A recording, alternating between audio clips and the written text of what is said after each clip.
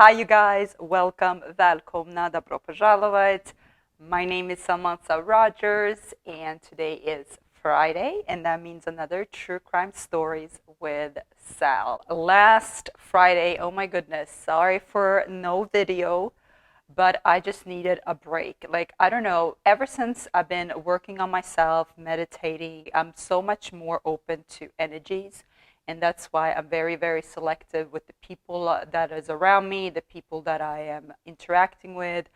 And literally, the day of me filming this video, I was just drained. Like, my energy was just completely drained. I felt some type of way. I was literally didn't have any powers even to like wake up, put on some makeup, and whatever. So I just felt like, okay, maybe that's my body telling me to just take a break. And the crazy part is, of me of feeling all of this energy, it was not that I was hanging out with a bunch of, energy thieves, like I call these people energy drainers or whatever.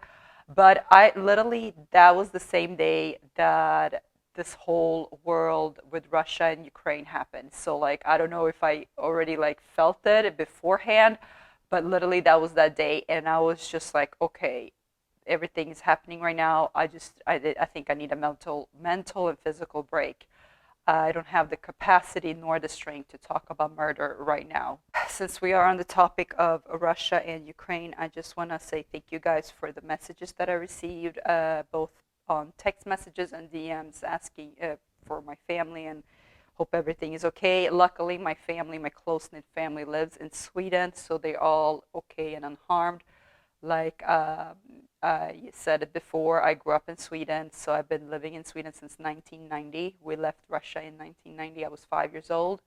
So everyone lives in Sweden. So luckily they are okay. And my heart just goes out to Ukraine. I have Ukrainian friends back home in Sweden. This video is pre-recorded, so fingers crossed that by the time this video is live, that everything is situated. And yeah, I don't know. I don't want to spend too much time on this because, again, I'm going to talk about another dark topic. So just my prayers goes out to everyone that is involved in this nastiness and the people around. Unfortunately, it's the people that suffers and not the government that ordered this. So that's unfortunate. Today's topic, it's actually my 20th video episode. Can you guys imagine? That's crazy. I just looked at the number and I'm, oh wow, this is the 20th. I felt like I literally just started, and is this the 20th episode? That's crazy. But yeah, today is the 20th episode. I'm going to do another solved case. I am going to do, same as I done with the previous video, the victim's name. I will keep it, I will change the name due to privacy and respect for the loved ones of the victim and, of course, the victim herself. But I will reveal the perpetrator or the scumbag's real name. From now on, honestly, I want to call all of these perpetrators scumbags. They're like literally filthy scumbags, scum of the earth. Like, yeah. I will reveal his true identity. So if you guys are interested in who the victim is, you can easily Google it yourself and do your own research. And today's topic, it will be about mental health, eating disorder.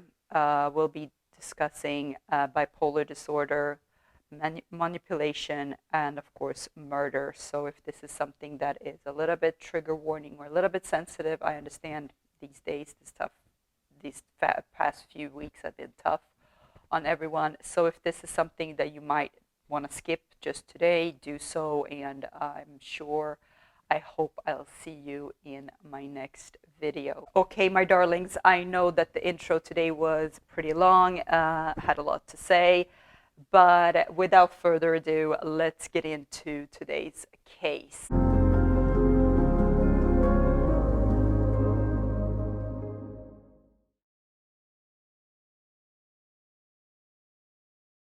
So today's case takes place in Kent in the UK, and the year is 2017.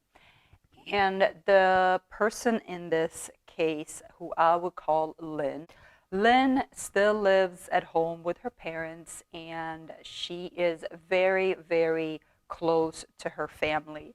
And a little background about Lynn, she grew up in a very loving family environment, a big family. She had a lot of cousins, aunts, and uncles, and what have you.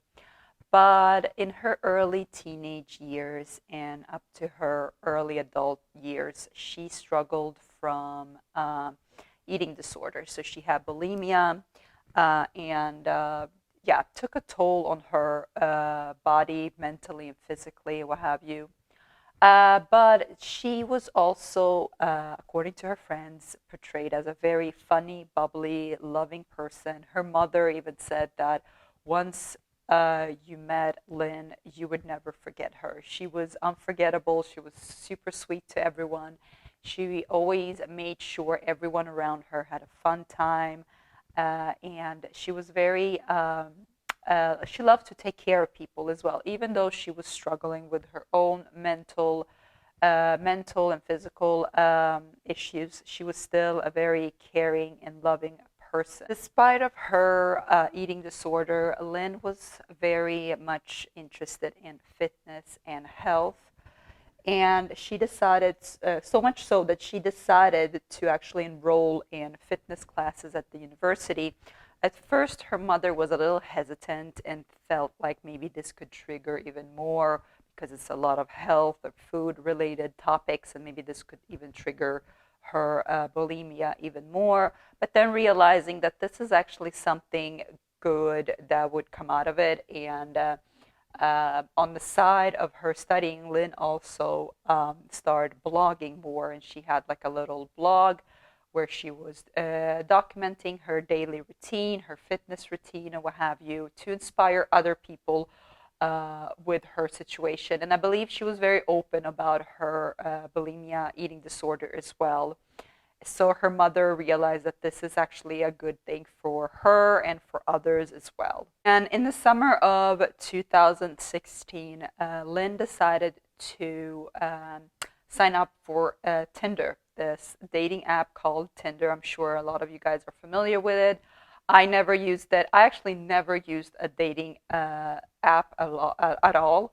And the reason is for like because of situation what I'm about to tell you within this story. Yeah, so stories like this story and other stories is the reason why I never or will never ever sign up for a dating app. Not that I need one. I'm happily married, but I'm just saying when I was single, I no, I don't believe in dating apps at all. That's just my personal preference. But again, I know also a lot of people that met on dating app and they turned out to be perfect and they still married and love each other, and well, that was the best thing ever. But yeah, unfortunately not everyone is lucky. So but Lynn signed up for this Tinder app, and she quickly was matched with this guy who was 25-year-old warehouse worker, and his name is Josh Stimpson. Lynn and Josh was talking on a regular basis, text messaging each other daily or what have you.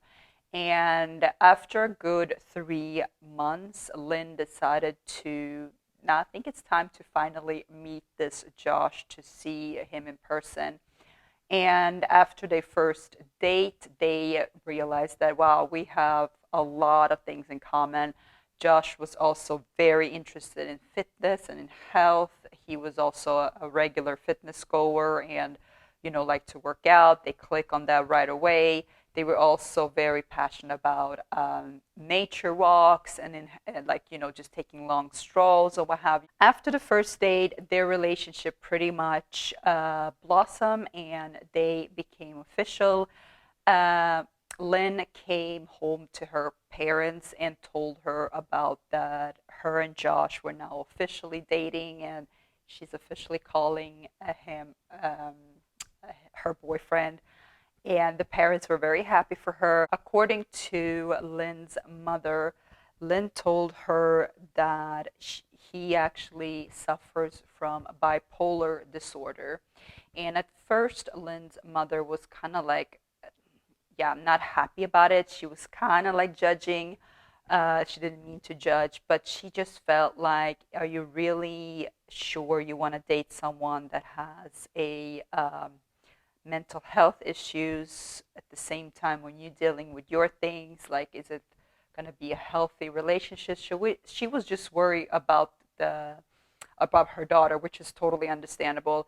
But Lynn assured her that this is actually for the better. They both have their struggles. They can help each other out. They can motivate each other. Josh was soon introduced to Molly's family and friends. And according to Josh's mom and dad and her close friends, they didn't see anything wrong with Josh. He was a very, very bubbly, outgoing. He put his best effort to get to know everyone. He was talking to Lynn's father about sports, and they both had passion for football, or soccer, as Americans say, but football in Europe. So they had, they loved him. They felt like he was a good match for Lynn, and they both looked like a very cute couple together. After about 3 to 4 months of dating each other, Lynn's family and friends start to notice a few weird or like red flags about Josh. So, for instance, after a while, Josh was constantly at Lynn's house. Like, so again, Lynn still lived with her parents. She had a room in her parents' house, and Josh was basically living there. He was constantly there. It didn't seem like he had any friends or any activities or anything besides his job that he could go to. Lynn's mom, remembering that Josh used to play soccer on Sundays, and Lynn was always asking him, like, why can't I come and watch you? Or I would love to come and watch you. Lynn's mother even asked, like, yeah, we would love to come and support and cheer you on, or what have you. And he was just not having that. He didn't want her to come and watch him play soccer. And they had this conversation, Lynn and her mother, and Lynn said that, I think it's because he doesn't want his football buddies or his soccer player buddies see her. So basically, he was jealous of other guys would look at Lynn. And on Father's Day, instead of spending time with his own father, Josh decided to spend time with Lynn and her family and kind of like celebrate Lynn's dad. And Lynn's father, even though he thought that, yeah, that was nice of him, but he was kind of like raising an eyebrow. Why wouldn't he not want to spend time with his own dad? And according to the research that I found about Josh's background, about his family, what have you, I know that his parents were divorced, and his dad had another woman, a girlfriend, or I don't know if it's girlfriend or wife, but yeah, he had another woman. So basically, Josh called her his stepmom. So his real mom left Josh when he was a child. And since Lynn were still going to her fitness university classes, and were still heavily studying, when the summer was over, so she basically had to return back to her kind of like a strict schedule, because she also had a part-time job and she went to school, so she didn't have that much time to spend on the relationship anymore when the summer ended.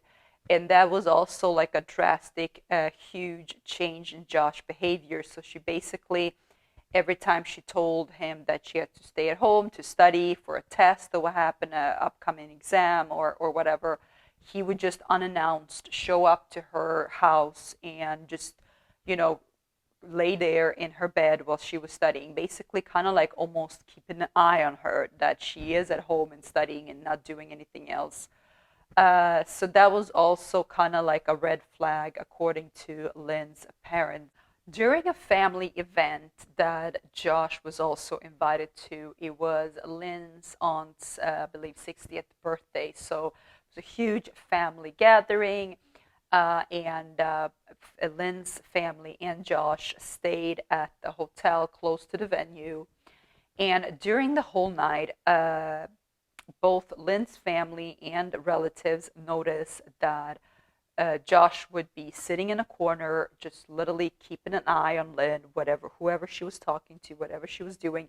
And every time she was up on the dance floor dancing with a cousin, so what have you, he would like motion her to come over to him and basically like stop dancing, be with me, sit here with me.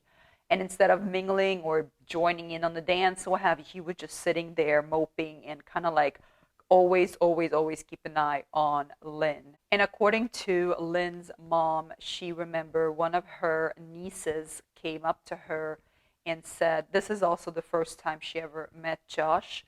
And she just said that, yeah, I don't think I like Lynn's new boyfriend. He is something about him. I cannot finger point exactly what it is, but it's something about him. I don't like his behavior. After the party was over, everyone kind of like went back to their hotel rooms or went back home or what have you.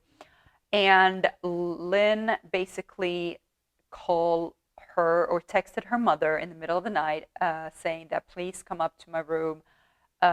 Josh is acting up. And as soon as Lynn's mom knocks on the door to Lynn's and Josh's hotel room, Josh opens the door and he's super like agitated, and he like just try to hand Lynn's mom his phone, like look at this, try to show her something on his phone, and she just kind of like okay ignored him, and she went straight to her daughter and be like, okay, what's going on, Lynn? Why did you text me? Lynn just said that he is have been recording me the whole night, and he is saying that I'm acting a certain way, and he has been recording me.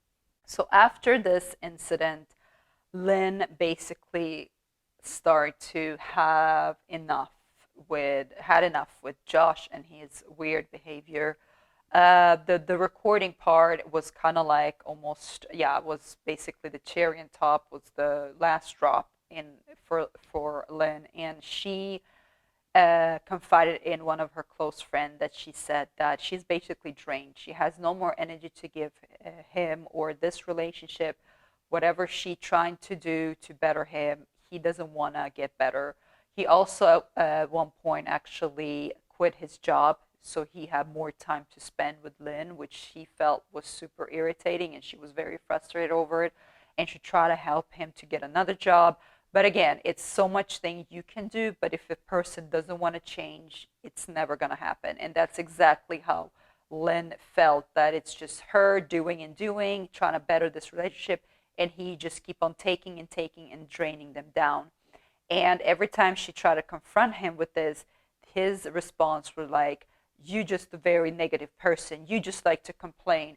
It's all you. It's not us or me. It's only you. You hate everything. You hate our relationship. You're just a negative person. On the evening of Lynn's birthday celebration, so both her and her close friends, Josh was always there, also there, and they were all at this bar celebrating her birthday. Lynn at this point just had enough, and I don't know if there was alcohol talking, or I don't know if it was something else that bothered her that night with him, which I'm assuming it was.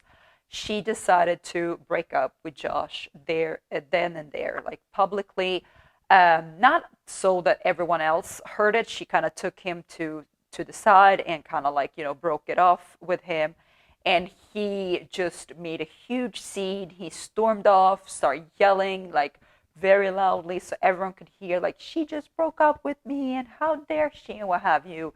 And so he basically made it public, even though she broke up with him in a public place, but he made it public. And at this point, Lynn just realized like this was the best thing that she could ever do. She was just so done with him that she didn't regret that she broke up with him then and there. Days after the breakup, Josh, of course, didn't leave Lynn alone, and he constantly contacted her through text, phone calls, try to reconcile, try to meet up, try to talk through this, and promised her that he will do better, that he would change, or what have you.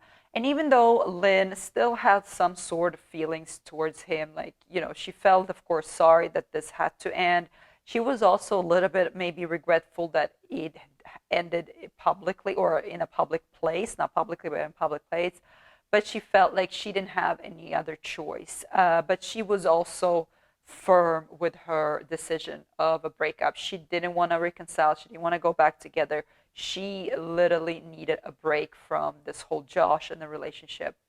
And even Lynn's friend, as soon as they broke up, they could see a huge dramatic change into Lynn's behavior. She kind of like became her normal self again. She was bubbly, funny. Her demeanor completely changed. When Josh's desperate pleas didn't work to get Lynn back, his text messages, phone calls, what have you, didn't work on her.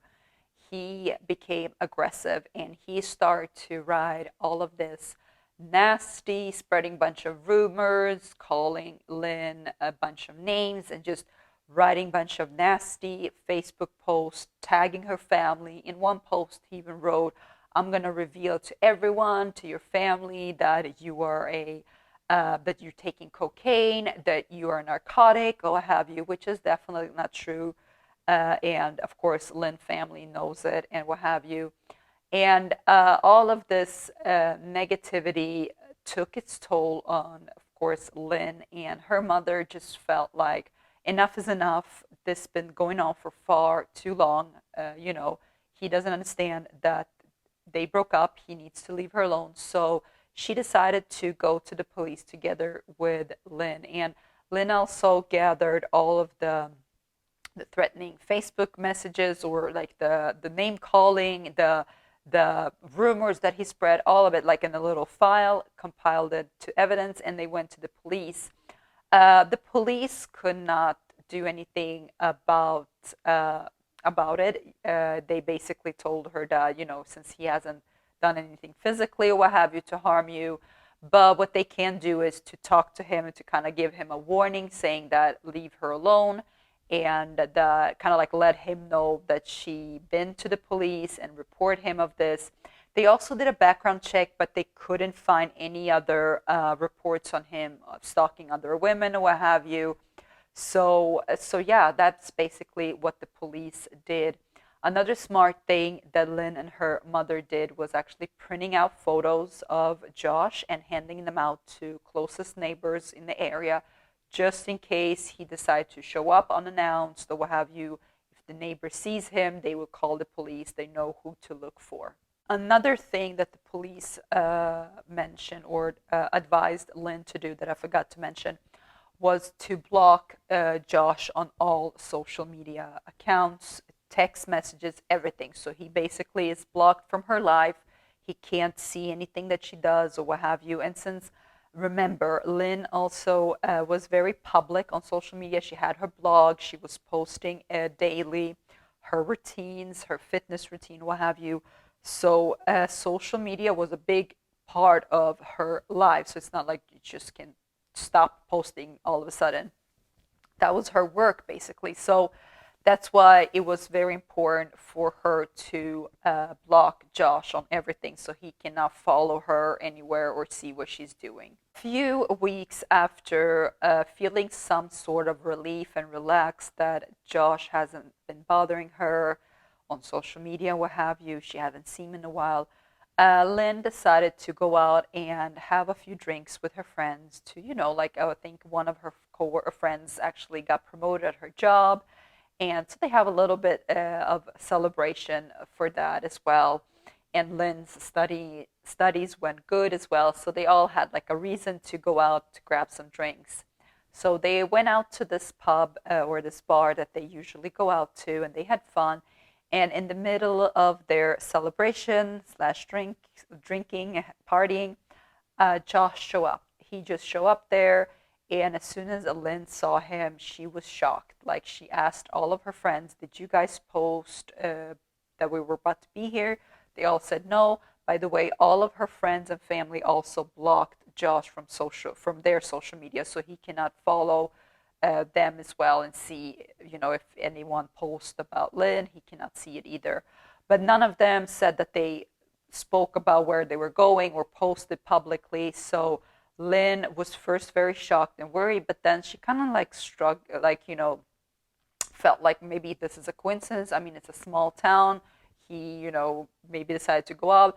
But instead of confronting him or staying there longer to find out what he was doing there, she decided to go home earlier. And then once she got home, she told her mother, and her mother was also shocked and like, how did he know that you were there if you didn't post anything? So, but again, Lynn just said it might be a coincidence. It's a small town, it's not that many bars, so, you know.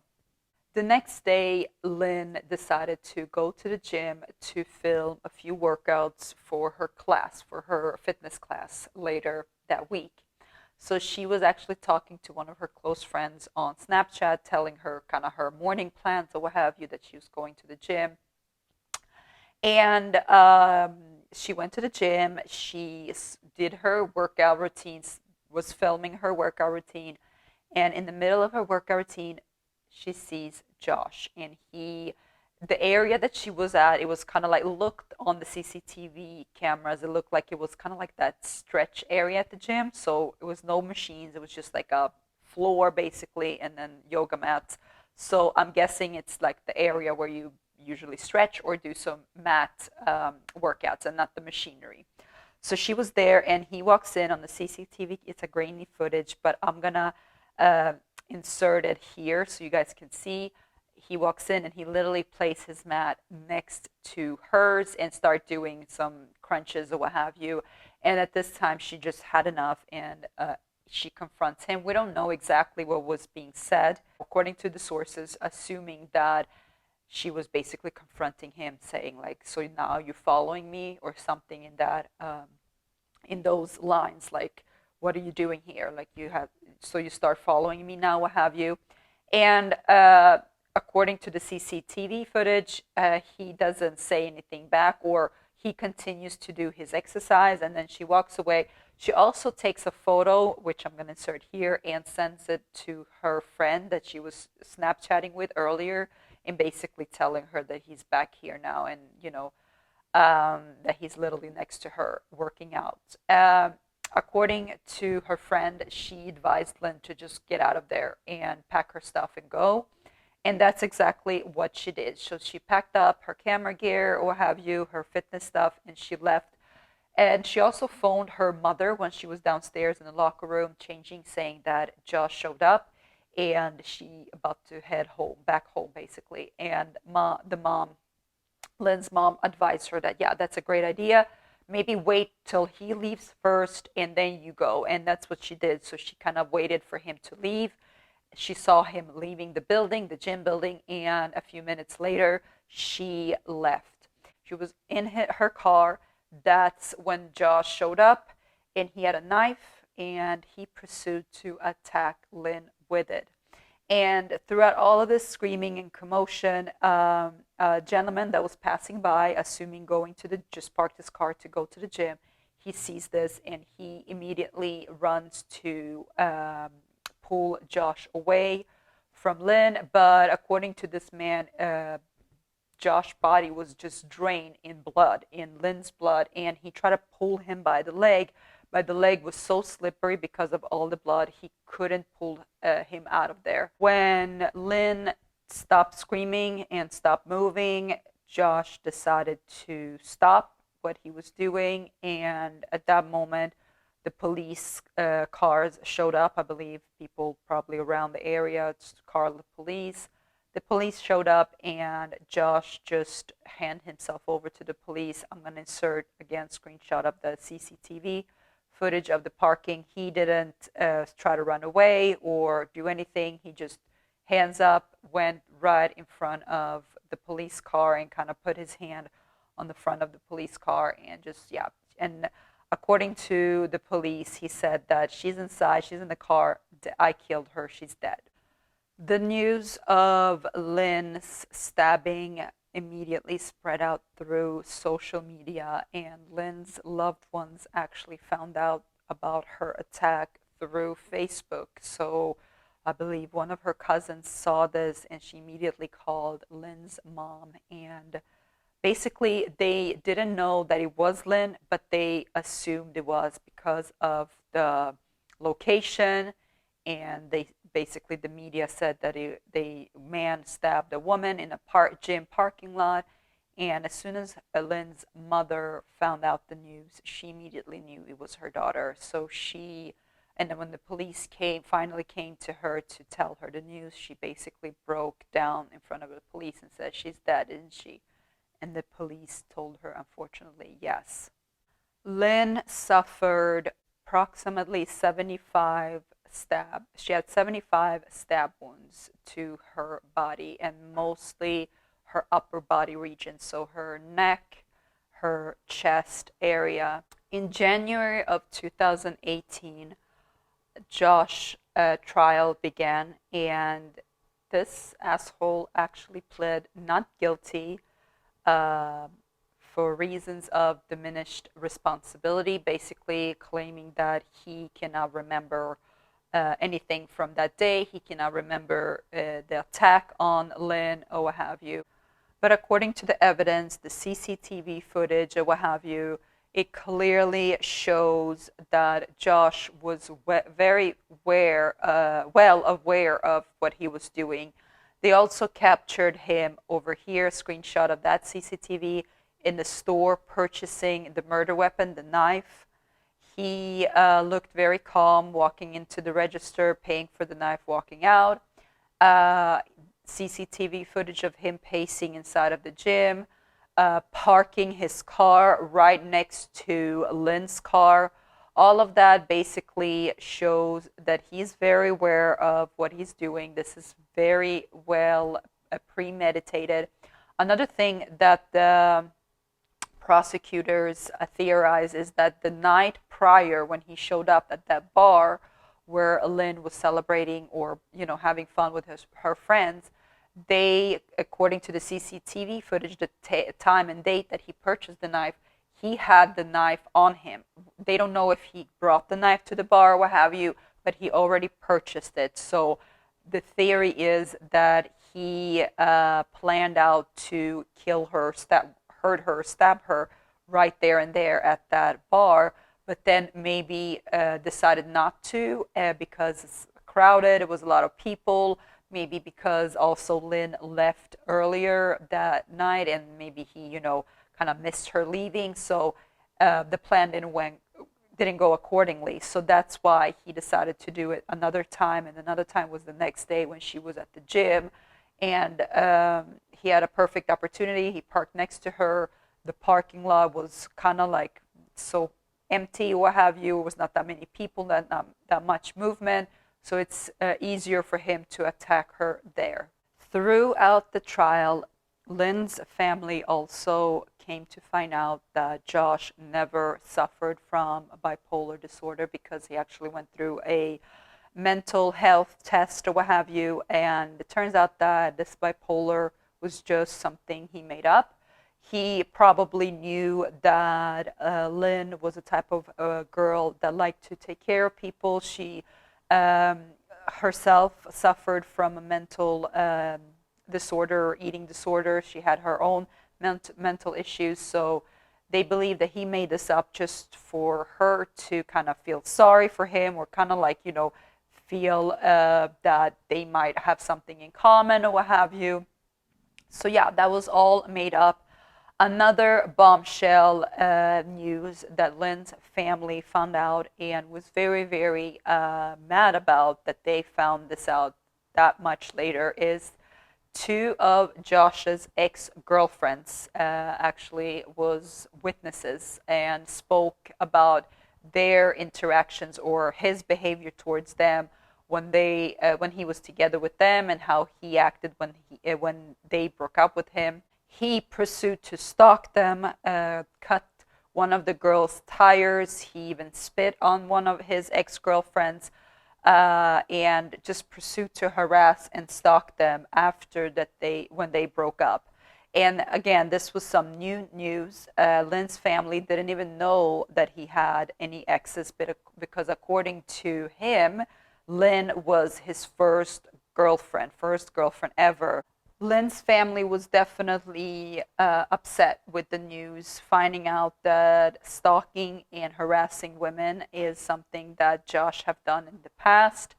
And if they only knew about his behavior, they Lynn would most definitely will still be alive today. It was another very interesting character that took the stands in the trial, and it was a young woman, and she claims that her and Josh met online and that he told her that his ex have blocked him on social media, and he is furious about that.